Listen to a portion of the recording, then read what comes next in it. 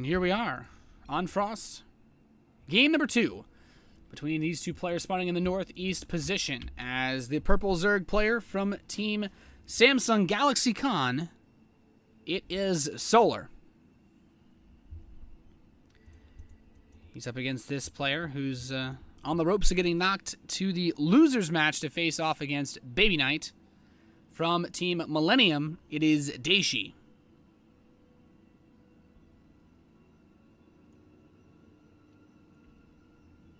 So, Dayshi, not able to... He went for a very, very straight-up macro-focused build in the last map. And, honestly, Solar just kind of pushed him over.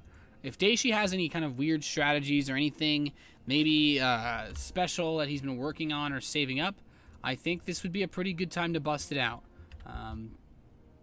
Mostly because if he loses this game, he plays a TVP, so he doesn't put himself at risk of revealing any more strategies, except, I guess if he won the match, then, you know, he would have to play against Curious, but I think he'd rather get to that match first. But we'll see. We'll see what he's going to do. It looks like Command Center first, again, and Solar, Hatchery first. Yeah, he's got his SCV here. Command Center on the way. And Solar will get a very fast read on this. So he can actually go double hatchery before spawning pool. He sees the Command Center on the way. And I don't think he actually saw the Overlord. It's always funny to look at units with how long their vision radius are. Or vision radii are. Like the Mothership Core just has so much vision. Even a Mothership Core could see an Overlord and the Overlord wouldn't see it. Is how far its vision radius is. It's pretty crazy. The SCV does see the Overlord though, so he should know. Okay, you're in the northeast. Okay, starts his gas up. He's getting a very normal setup,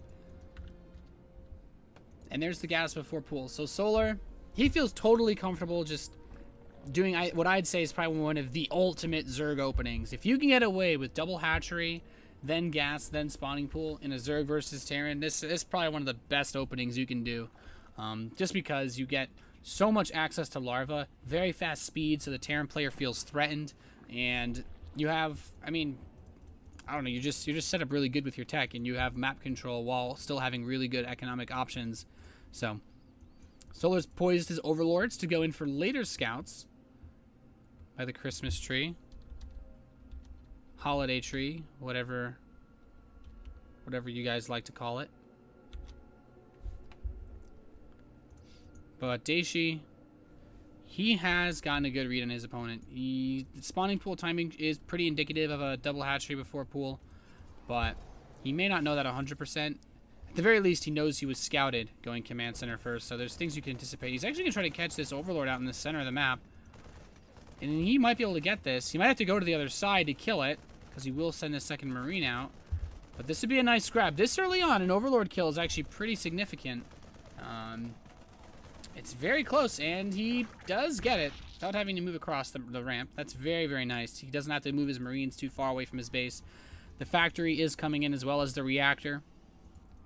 And speed is being researched.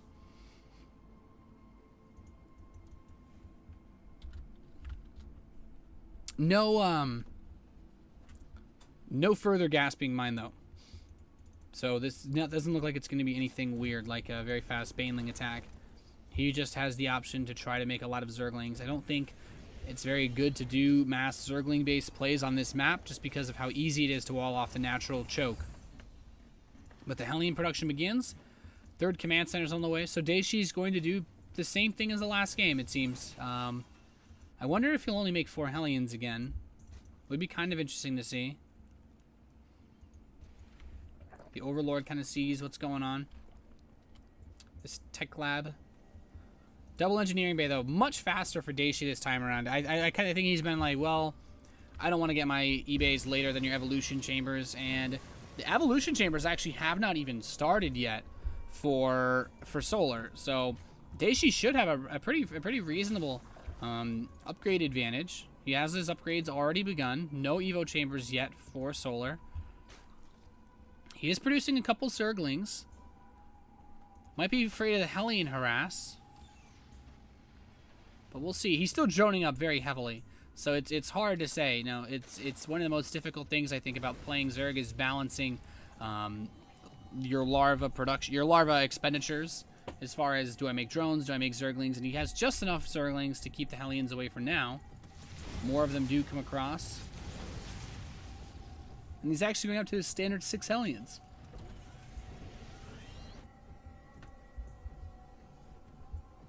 It's only interesting because he went for just 4 Hellions on Whirlwind. He had a bit of a different build. I like this build more, just because if you're going to be greedy and go 3 command centers, you might as well go double engineering base. And he's getting some good hits off on these Zerglings. One of the Hellions might get caught. His Queen's trying to place a creep tumor. Very nice hit, actually, on those Zerglings. And 2 more Hellions do arrive, but, ooh, immediately getting caught. And there's 3 Queens here, so Dayshi will be forced to head home. Or at least elsewhere on the map. The armory is already starting, so this is going to be a very quick 2-2 for Dayshi. His upgrades, he's about 120 seconds in, so he's about a whole minute lead on the upgrades against Solar, which is really the only thing that I can it's really the only thing I can comment on in this game so far. The Bailey Nest is on the way, and the Starport's coming in with 2 additional barracks, more gas for Dayshi. Oh, Hellions get surrounded. Not good. Loses his 2-3 Hellions, actually. The 4th one will try to escape. But, ooh, 2 more hits. And that is a goner. Gets the Hellion. Very nice pickup for Solar. And a few Marine Stim running away. The 3rd command center is going to be landed. But there are enough Zerglings on the map. I don't really know if he can just take this just yet. These Marines, they will die. Horrible, painful deaths. And the 3rd base lands. Like I said, he immediately is just like, no. And starts Burrow at the same time. No, cancels it. Okay, getting a Spire instead. And pneumaticized Carapace. That's the Overlord speed. 2-2 is on the way. Still maintaining a pretty nice upgrade lead. He has a 1-1 advantage for about 10 more seconds, but it was nice. And the Overlord immediately pooping creep. That's annoying, but it wasn't there long enough to actually be a problem. Combat shield's going to complete in a few seconds. He actually just shot his own command center, I think. I don't know. That was pretty... whatever. The Spire is about halfway done. 3rd base is being taken very far away. That is... I feel like it's slightly atypical. It's a bit easier to attack this base if you want it as a... as a 4th base. Excuse me. But... yeah, I guess he just doesn't want it to be that easy to be dropped or pushed. So Banelings are on the production tab now. He's just getting a bit more normal setup. Solar's got a lot of creep tumors on the map. A lot of active tumors. He's been using this Heavy Queen setup pretty proficiently, I'd say. But one thing to note is that Dayshi has not had anywhere near as much trouble getting his 3rd base landed as he did in the last game. While there are Zerglings looking to do harass, it's not as much of a problem anymore. Since he's getting a bunker here as well. And smartly, Dayshi just put the Marines in. All is well. And the Marines are at the edge of the creep. Kills 1 building tumor. Love to see a scan. There's the scan. Trying to delay that creep spread. The Banelings are here. He can still lift up.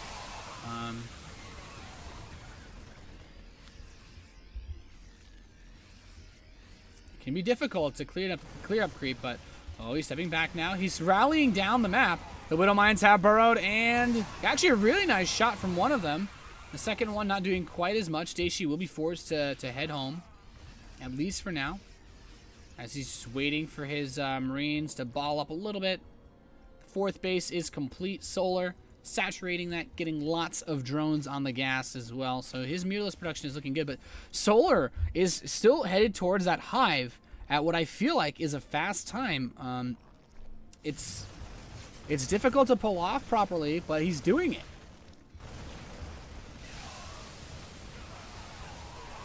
And these Zerglings, engaging off creep is difficult to do. There's a lot of medevacs. Wow, great Widowmine shot actually on those Mutalisks. But the spread on the Marines is too good for these Banelings. And I kind of feel like as long as you always keep some Marines left over after the fight, you're in a decent spot as a Terran. He's down on supply, but He's got a ton of biome production. He has a great infrastructure setup. 3-3 is on the way. And that hive is just starting. So there will be an upgrade timing advantage, even more so than before for Dayshi, where he just has a natural lead on the upgrades. Solar, on the other hand, he has the 2-2. He's getting +1 for the Mutalisks. Actually, it's just finishing now as we speak.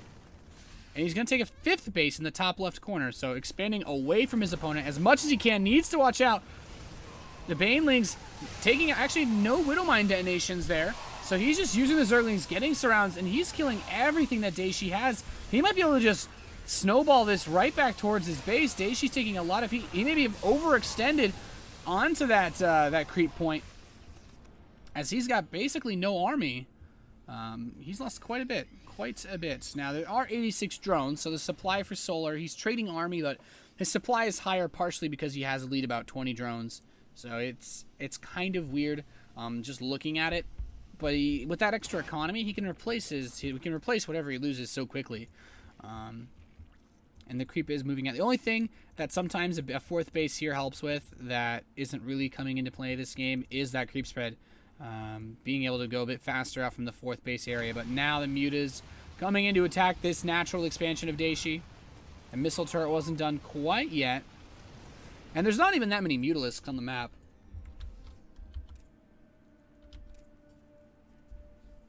Just 18. You need, like, I think it's 24 or something to start one-shotting missile turrets. Which means that, I mean, once the defense is set up, it won't be that easy to attack. Dayshi does have some Widowmines waiting. 2 Widowmines not quite enough to actually kill all these Mutas, but it will do a lot of damage. And he just delays the missile turret again and flies away. This is actually really annoying to deal with. But here's a huge setup. Tons of Zerglings and Banelings are just waiting at the edge of this creep, and it's getting very close to where Dayshi wants to put his 4th. The Zerglings are just going to move in.